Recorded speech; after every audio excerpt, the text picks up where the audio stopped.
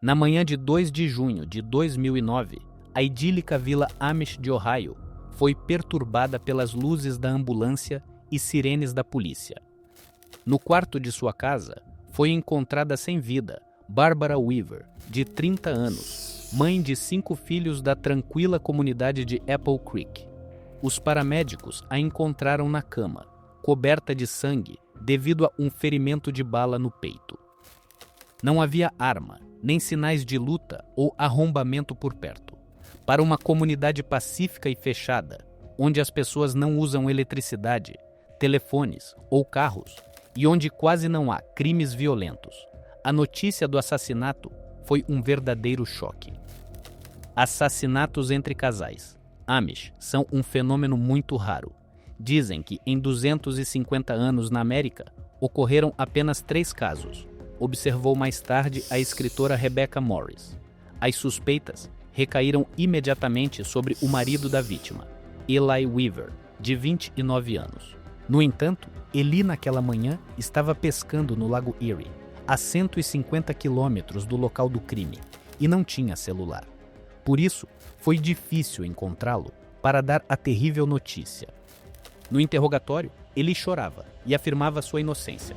O álibi do homem foi confirmado pelos amigos. No entanto, durante a investigação, começaram a surgir detalhes que o homem aflito tentava esconder. Revelou-se que este Amish, que parecia tão devoto, mantinha romances secretos por fora e inclusive utilizava tecnologia que era proibida para os Amish, possuía um celular secreto e frequentava chats online sob o apelido de Garanhão Amish. 1 ano antes do assassinato, a comunidade já o tinha flagrado em traição. Ele chegou a deixar a família e sair pelo mundo, sendo por isso temporariamente excomungado. Mas ele supostamente se arrependeu e foi aceito de volta à comunidade. Em breve, o homem voltou aos velhos hábitos. Sua nova paixão era Barbara Barb Reiber, de 39 anos, uma mulher casada de origem menonita, que trabalhava como taxista local para os Amish. Foi ela quem viu Barbara Weaver viva pela última vez.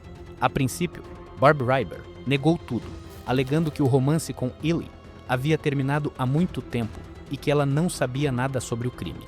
Apenas 8 dias após a morte de Barbara, a polícia recebeu uma cópia das mensagens de texto do telefone de Eli. E essas mensagens surpreenderam os detetives experientes. Descobriu-se que Eli e Barb Reiber, na véspera e na noite do assassinato, enviaram dezenas de SMS um ao outro, planejando o crime passo a passo. Os amantes discutiam diferentes maneiras de se livrar da esposa: envenenar um bolo, envenenar a mulher com monóxido de carbono, causar uma explosão em casa. Elijah não foi detido nem mesmo pela possível morte dos seus 5 filhos. Ele escreveu que eles ficariam bem, que iriam direto para o paraíso. Na noite do assassinato, o homem informou Barb, que morava perto, que as portas de sua casa não estavam trancadas, instruiu detalhadamente onde parar o carro, como entrar, e encorajou a cúmplice quando ela hesitou. Por volta das 4 da manhã, de 2 de junho de 2009, Barbara Reiber se esgueirou para a casa dos Weavers com uma espingarda que roubou do marido e friamente atirou na adormecida Barbara Weaver com um tiro no peito a queima-roupa. 1 semana após o crime, os conspiradores foram presos. No tribunal, Reiber confessou que agiu por amor a Eli, que a convenceu a matar a esposa, persuadindo-a de que era o único caminho para ficarem juntos. O próprio Eli não reconhecia a culpa, mas aceitou um acordo com a promotoria. Testemunhou contra a amante e recebeu uma pena mais leve por isso.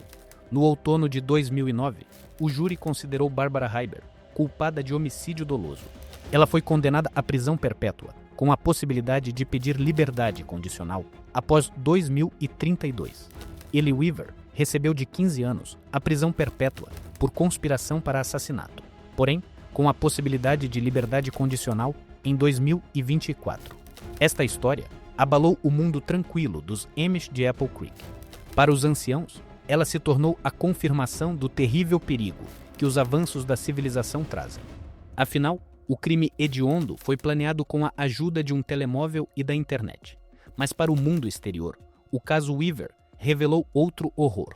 Descobriu-se que mesmo num reino devoto, sem eletricidade e motores, podem ocorrer crimes, traições e violência, que durante anos se escondem por trás de uma fachada de humildade e harmonia. É hora de deixar o seu like e se inscrever no canal. De qualquer forma, este é Cristiano Escuridão. Bem-vindos. Capítulo 1. A história dos Amish. Um caminho sem motores. Os Amish optaram por uma vida afastada do mundo moderno. Eles não usam carros, eletricidade, nem internet e não assistem televisão. Os Amish vestem roupas simples, modestas, de corte antiquado e se locomovem em charretes. Suas comunidades ficam no interior rural, na Pensilvânia, Ohio, Indiana e em cerca de 30 estados dos Iowa, e também nas províncias canadenses. Amish falam o seu próprio dialeto, o chamado alemão da Pensilvânia, e ensinam as crianças em pequenas escolas apenas até ao 8º ano de escolaridade, após o que as empregam no trabalho da quinta ou no ofício familiar. A história desta comunidade religiosa fechada teve o seu início na Europa, durante a época da Reforma. No século XVI, no coração da Europa, surgiu o movimento anabatista, cristãos radicais que defendiam que o batismo deveria ser apenas para adultos conscientes e que deveriam viver separados do mundo. Por isso, foram cruelmente perseguidos, tanto por católicos quanto por protestantes. Muitos anabatistas foram justiçados. Outros fugiram para as montanhas da Suíça e Alemanha, formando comunidades fechadas, onde se reuniam para cultos domésticos e viviam como fazendeiros pacíficos. Um dos líderes anabatistas foi o holandês Menno Simons, cujo nome deu origem aos Menonitas, sobre os quais, se quiserem, falaremos num vídeo separado. Os Amish, por sua vez, tiveram sua denominação originada do nome do bispo suíço Jacob Ammann, o qual, no ano de 1693, entrou em sério desacordo com outros menonitas, acusando-os de uma adesão excessivamente branda aos preceitos da fé, e, dessa forma, fundou sua própria corrente religiosa de caráter conservador. Os seguidores de Ammann, os Amish, exigiam uma disciplina mais rigorosa e praticavam o rito de excomunhão estrita daqueles que violavam as regras da igreja. Embora os Amish e os Menonitas se separassem, na essência da fé, eles permaneciam próximos. Ambas as comunidades professavam a doutrina do batismo na idade adulta, a não resistência, o pacifismo e seguiam de forma literal os ensinamentos da Bíblia.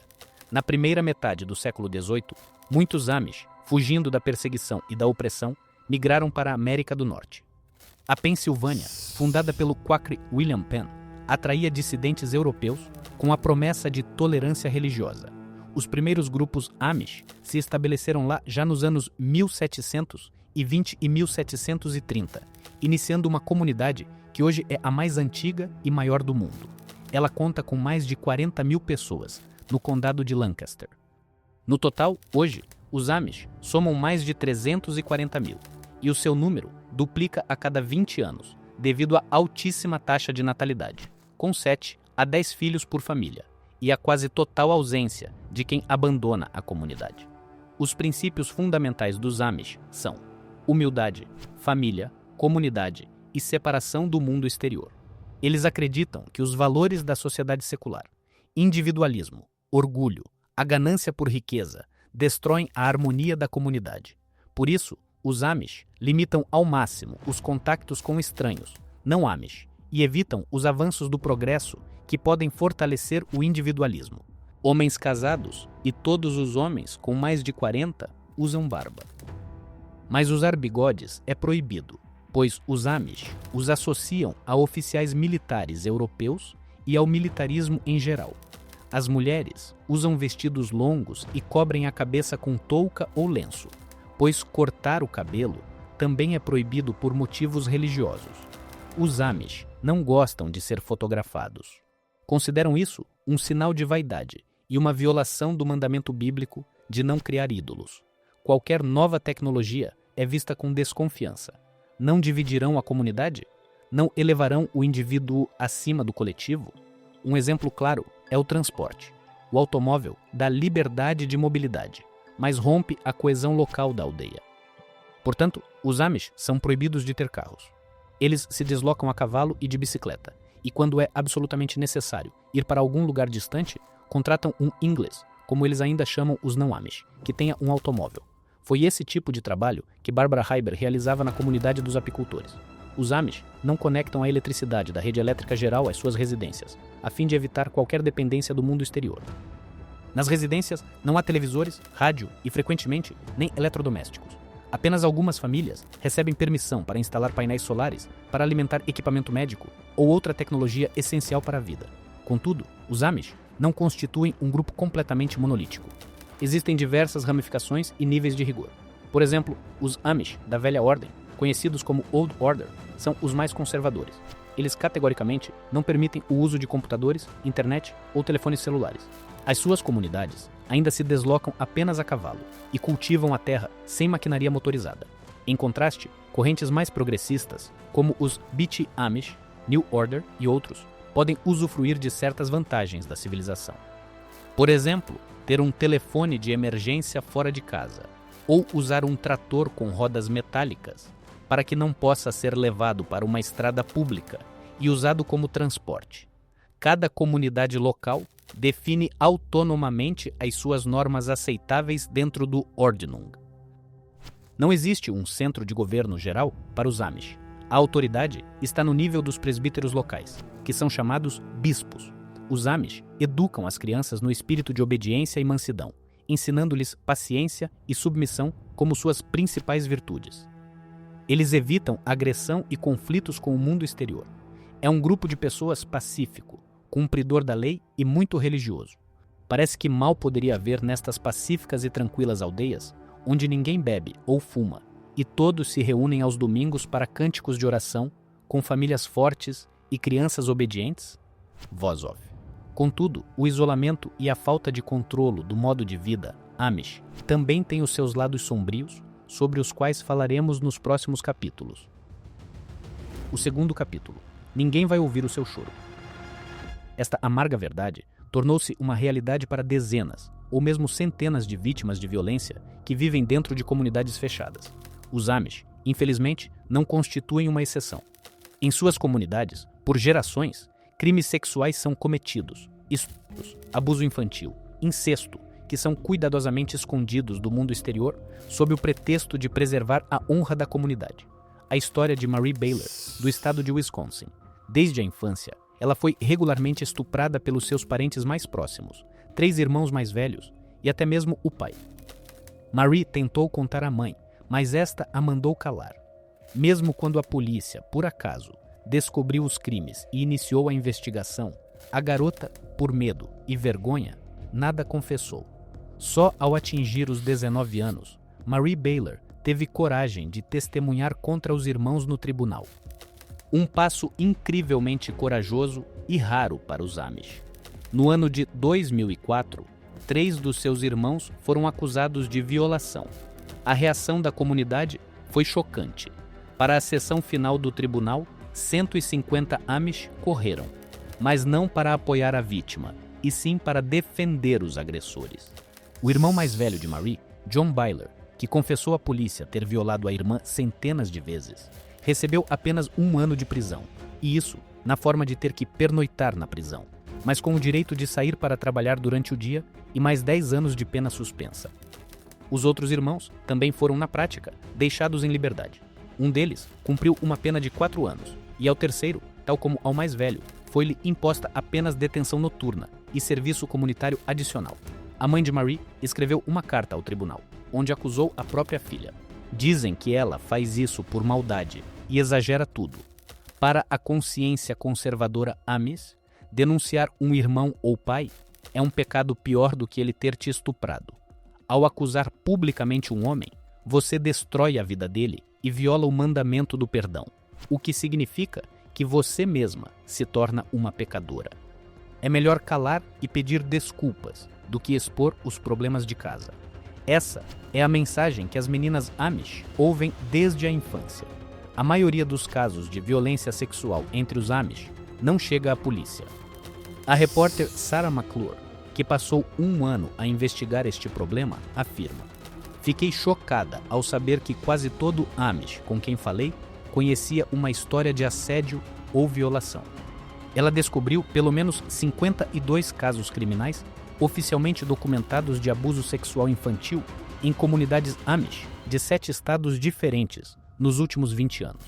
Mas isso é apenas a ponta do iceberg. Quase todas as vítimas relataram à jornalista que a família ou os líderes religiosos os dissuadiram de procurar a polícia, na qual lhes ensinaram a não confiar desde a infância. Às vezes, quando um crime se torna conhecido da comunidade, eles tentam abafá-lo com um julgamento interno.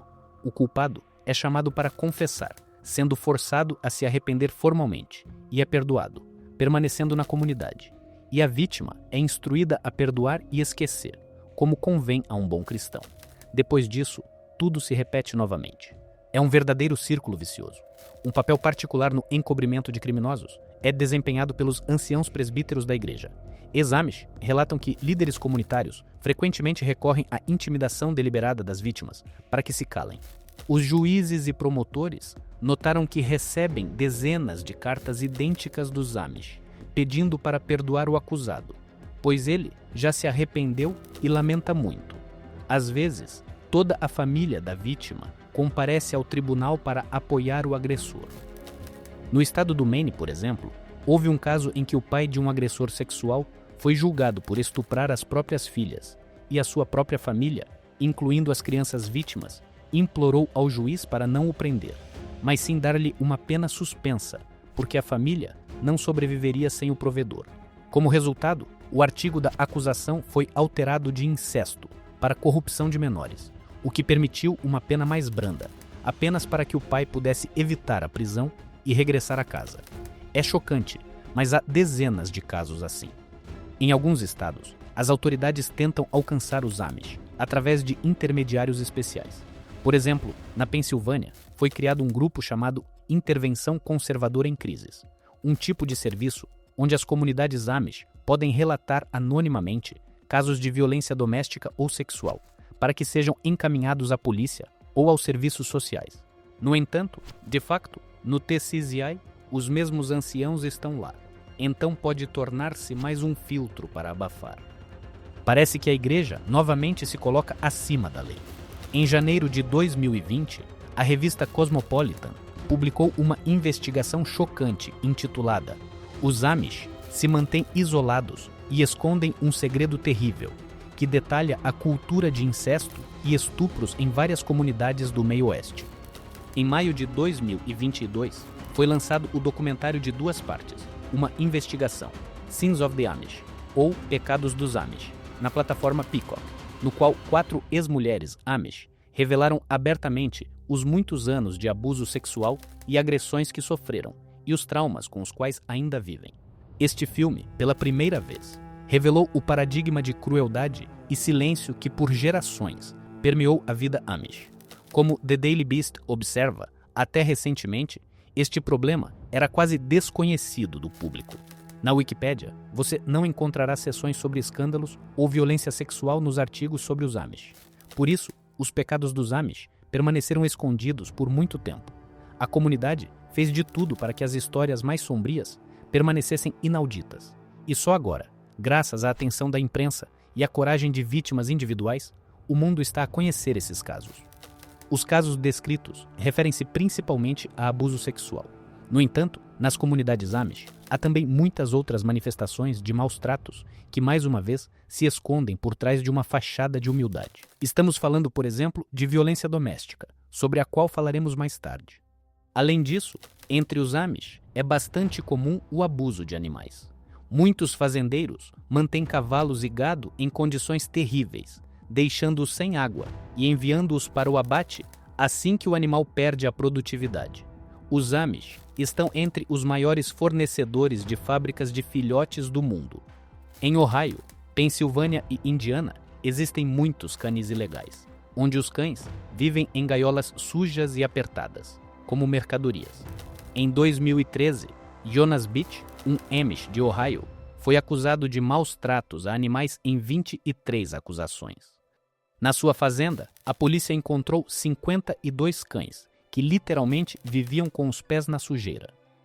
O juiz, no final, encerrou o caso devido a nuances processuais, e o advogado Beach chamou isso de cruzada contra os criadores Amish.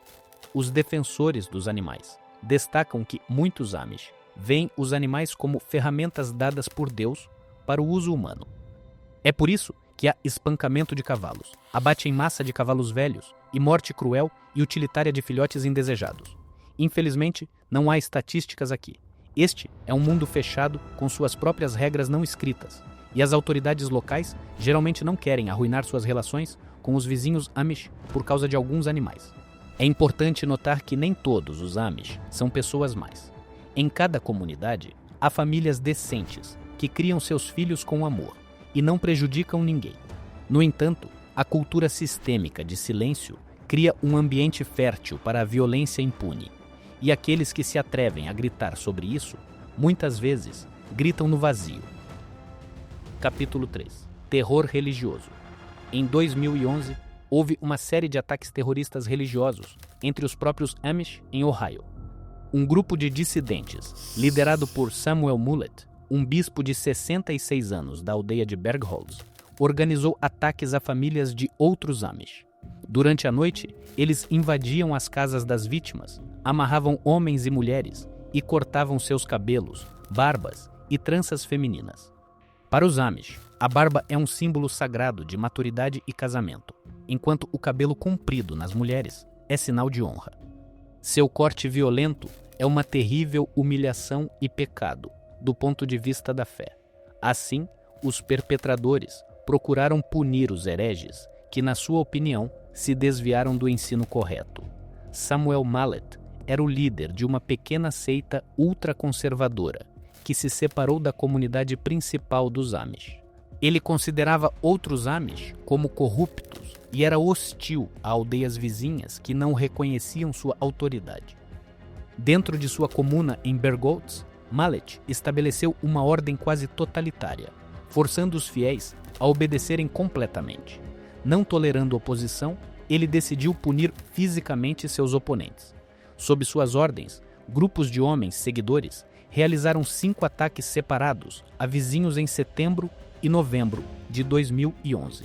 Alguns dos agressores eram filhos e genros das vítimas. A manipulação da mente foi longe demais. Mullett sabia como ofuscar a mente. Ele convencia os executores de que Deus permitia tal violência. Além disso, eles supostamente ajudavam aqueles que estavam envergonhados. Afinal, sem barba, eles teriam que se arrepender e se corrigir. Primeiro, a polícia local tentou resolver o problema sozinha. Após os primeiros casos, em vários distritos de Ohio, os agressores foram presos e acusados de vandalismo e lesões corporais. Mas enquanto os julgamentos estavam em andamento, os ataques continuaram ocorrendo em outras aldeias. A seita continuava sua cruzada. As autoridades perceberam que não se tratava apenas de disputas familiares. Estava surgindo um extremismo religioso organizado. Foi tomada uma decisão sem precedentes: envolver o FBI e acusar Mullett e seus cúmplices sob o Artigo Federal sobre Crimes de Ódio. Em 2009, uma lei chamada Matthew Shepard e James Byrd foi implementada nos Estados Unidos, ampliando o conceito de crime de ódio. Pela primeira vez, foi decidida sua aplicação para proteger alguns membros da minoria religiosa, Amish, de outros, motivados por hostilidade religiosa. Em novembro de 2011, agentes do FBI realizaram prisões simultâneas na comunidade de Bergholz. Eles detiveram o próprio Mullett, vários associados próximos e membros de sua família. No ano seguinte, houve um julgamento de grande repercussão onde 16 Amish foram acusados. Todos os membros da seita Mullett, com idades entre 20 e 68 anos. O júri os considerou culpados por todas as acusações. Conspiração com o objetivo de causar lesões corporais, violar direitos civis por razões religiosas e obstruir a justiça. Em fevereiro de 2013, o veredito foi anunciado.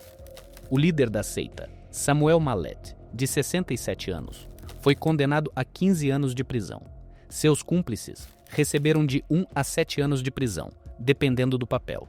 Foi notado que, para as vítimas, foi um passo incrivelmente difícil, já que algumas tiveram que testemunhar contra seus próprios filhos, que obedeciam aos comandos de Mullett.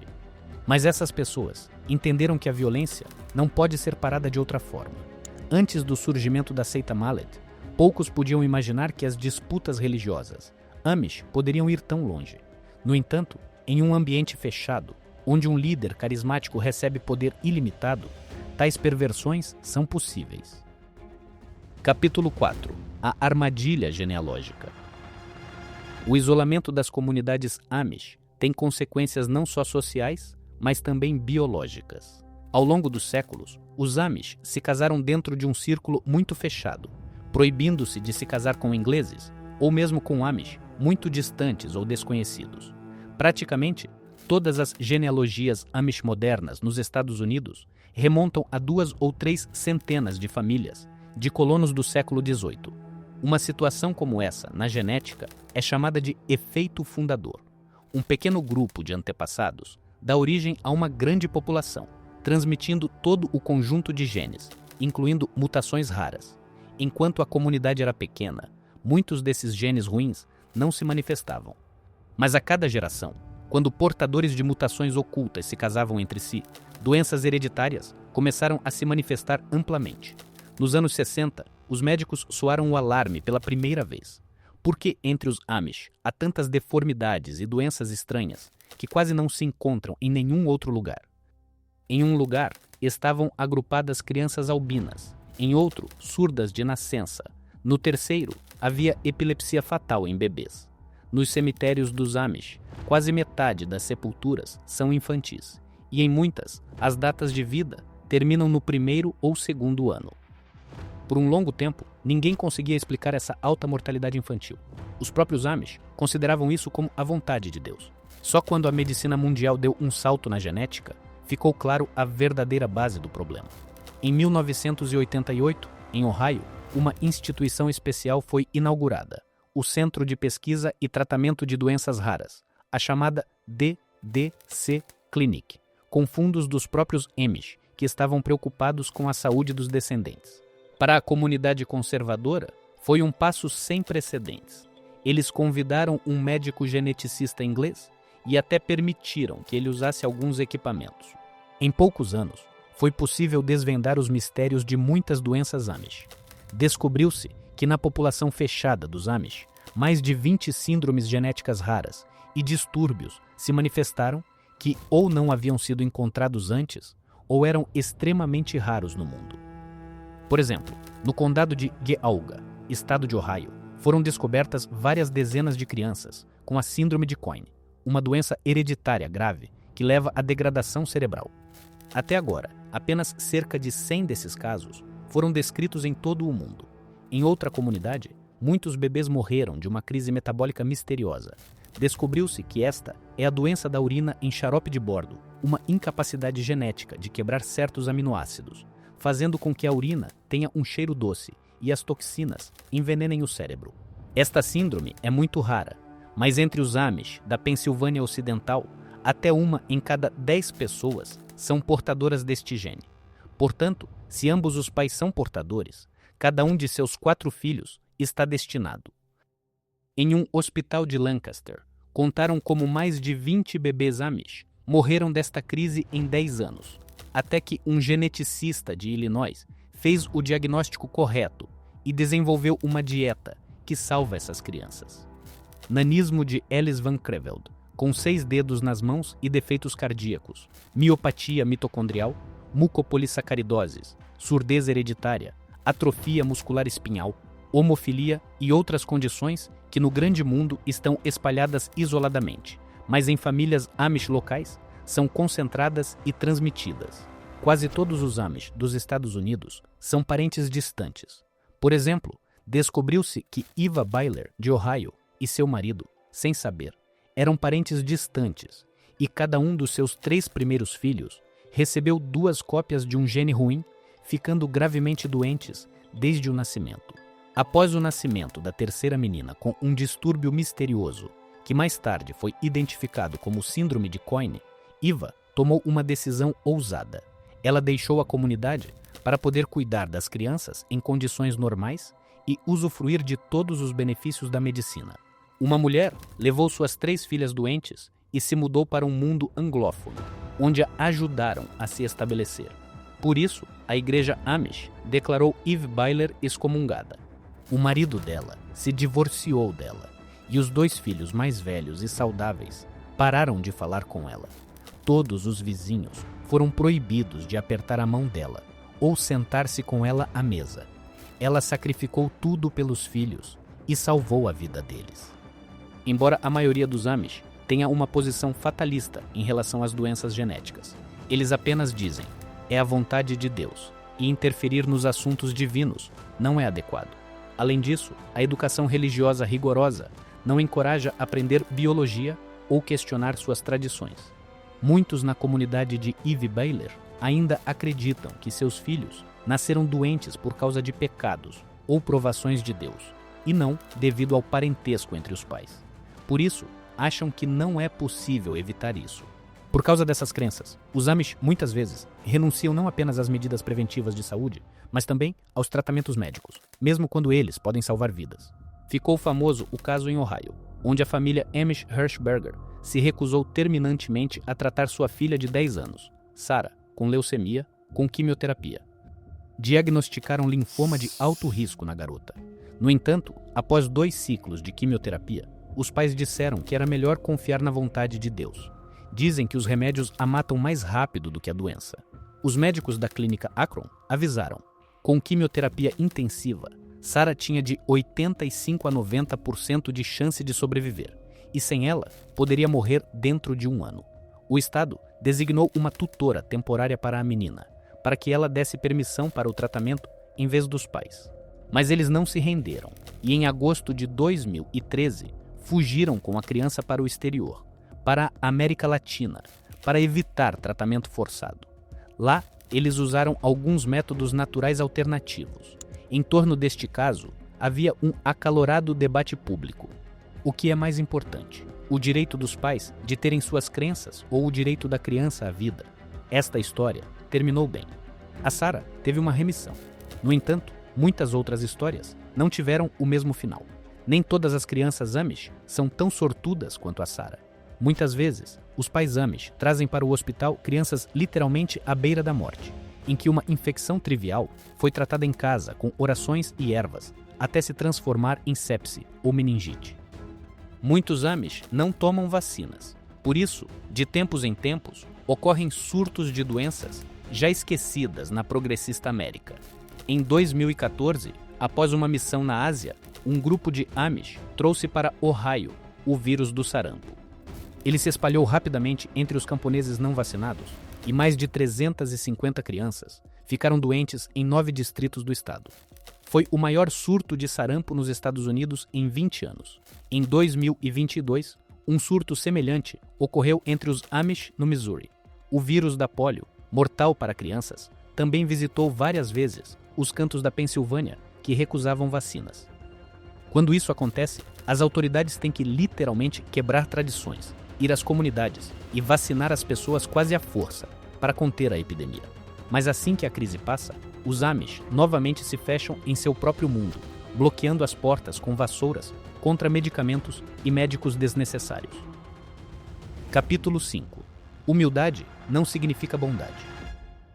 Em uma família tradicional Amish, prevalece o patriarcado. O homem é a cabeça da família. A mulher é uma ajudante quieta e obediente.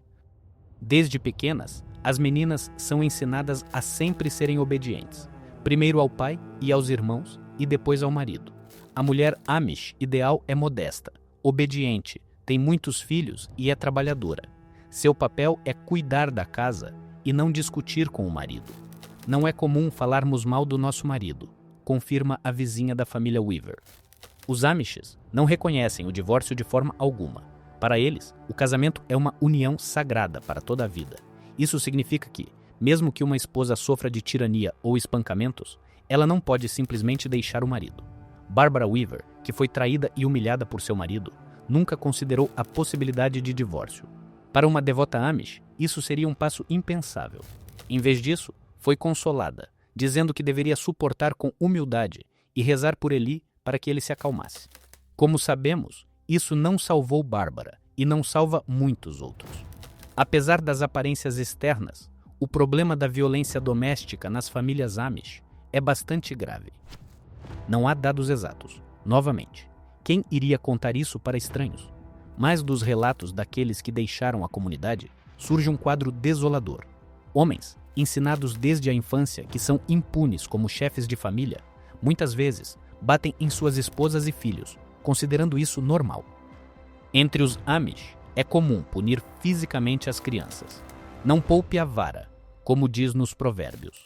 Dizem que alguns pais começam a açoitar os filhos a partir dos 3 meses de vida para ensinar obediência.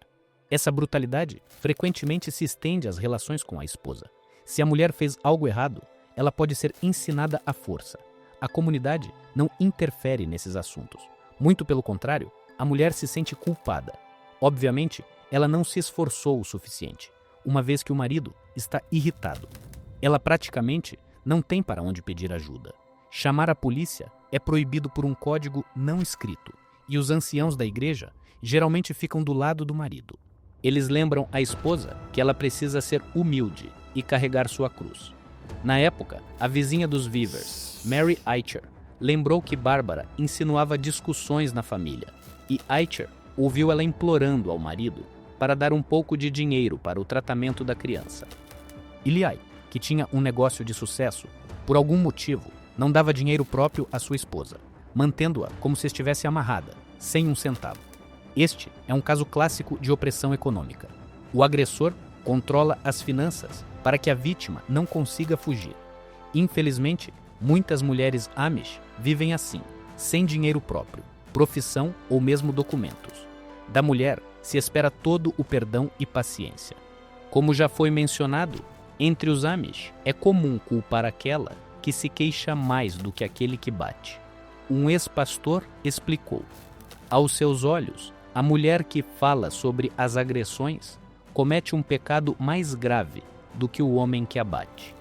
É um sistema onde tudo é organizado para que seus membros aceitem qualquer comportamento, desde que não perturbem o silêncio ao redor da comunidade. E se ainda houver leis criminais sobre crimes sexuais, a violência doméstica é uma questão mais delicada. Normalmente, isso acontece a portas fechadas e não deixa vestígios visíveis. Portanto, para estranhos, é como se não existisse. Nos vilarejos Amish, há muita tristeza invisível. Isso acontece em toda parte, diz Tora Bontrager sobre a violência contra mulheres e crianças. Simplesmente não se fala sobre isso, e as vítimas são forçadas a perdoar seus agressores em vez de pedir ajuda. A própria Tora, ex-Amish, que fugiu de casa aos 15 anos, devido a espancamentos constantes com cinto. Sua história é narrada no livro Uma Menina Amish em Manhattan. Nele, é mencionado que a mãe nunca protegeu os filhos do pai agressivo, pois considerava isso normal. Há testemunhos semelhantes de muitos outros. Muitos autores escrevem que o primeiro passo para a violência é o silêncio. Quando uma menina vê que sua mãe silenciosamente suporta a mão pesada do pai, ela cresce, pensando que isso é normal. Na sociedade americana comum, já existem linhas diretas, abrigos para vítimas, e a polícia responde a qualquer sinal de violência doméstica. Os Amish evitam tudo isso.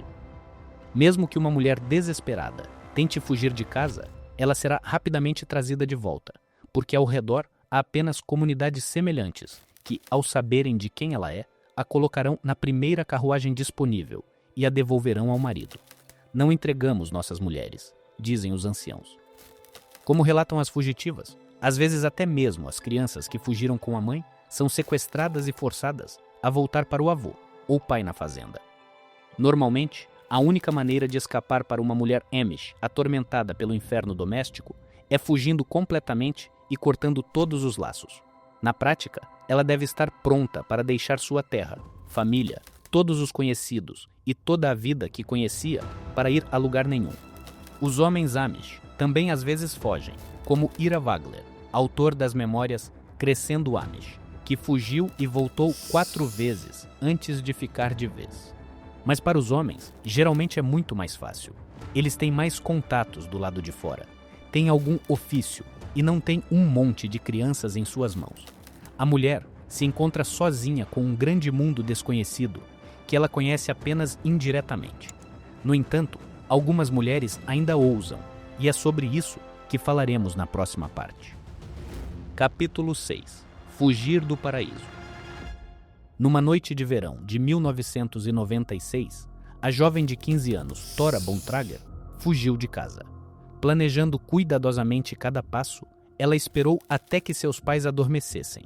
Então, secretamente, juntou um pacote com uma roupa simples, sapatos confortáveis e alguns dólares que economizou em segredo. Saindo da fazenda para a estrada, Tora pegou uma carona que a levou até a cidade mais próxima e de lá foi de ônibus para Nova York. Mais tarde, Tora descreveu o que a inspirou a tomar essa decisão louca. Um livro sobre Harriet Tubman, lendária escrava fugitiva e líder da ferrovia subterrânea no século XIX. A história sobre como uma mulher negra libertava outros escravos impressionou uma garota Amish de 13 anos e tocou seu coração. Ela prometeu a si mesma que quando crescesse, certamente fugiria e ajudaria os outros. Tora realizou seu sonho.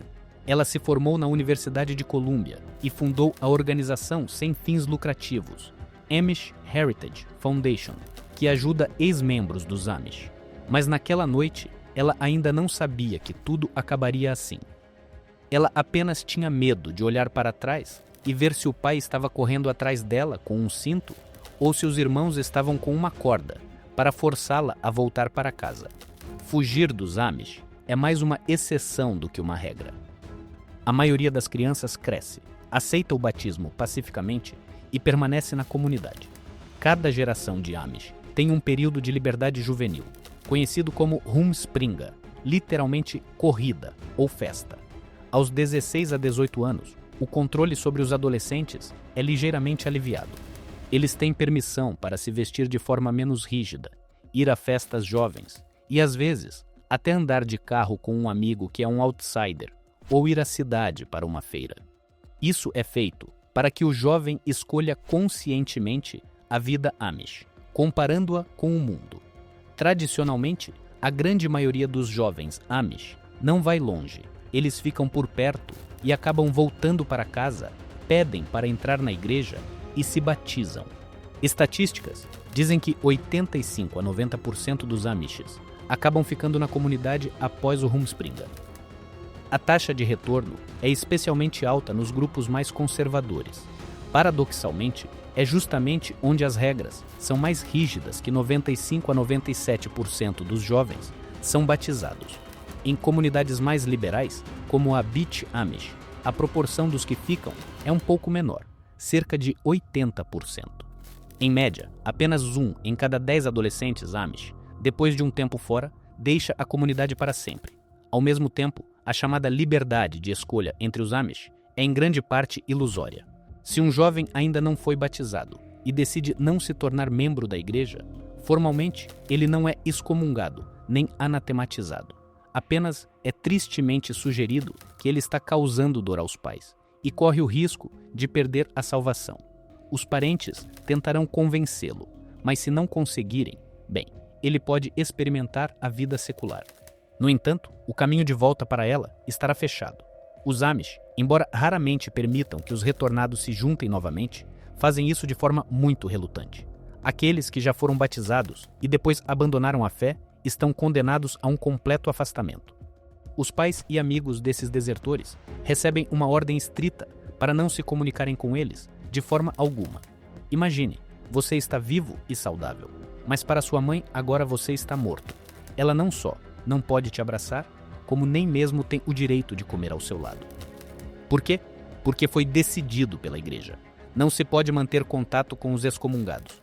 Se a mãe ou o pai violarem esta proibição, eles próprios podem ser excomungados por desobediência. Por isso, até as pessoas mais queridas seguem estritamente este tabu. Isso é amor cruel. Então, os corajosos que se atrevem a escapar do paraíso devem ter uma vontade tremenda. Eles precisam reconstruir suas vidas sem o apoio da família. Felizmente, recentemente surgiram organizações que ajudam os ex-Amish a se adaptar ao grande mundo.